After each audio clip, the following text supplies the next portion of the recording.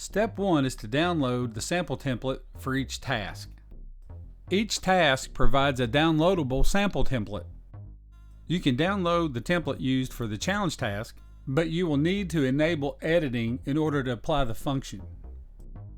Or you can copy the contents from the online spreadsheet that's listed below into a new spreadsheet of your own.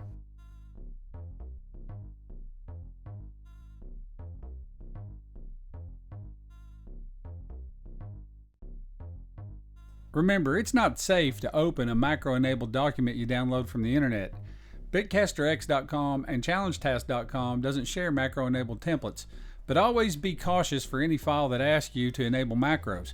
Macro-enabled Office documents have been a source of malicious exploits since the internet became a buzzword. ChallengeTask.com offers templates for each challenge that it posts, but if you would rather, you can create your own template out of a document you already have that may have similar fields, and you can just exercise the function from each challenge task. Links to the Challenge Task Facebook page are in the description of this video, and please subscribe to this channel.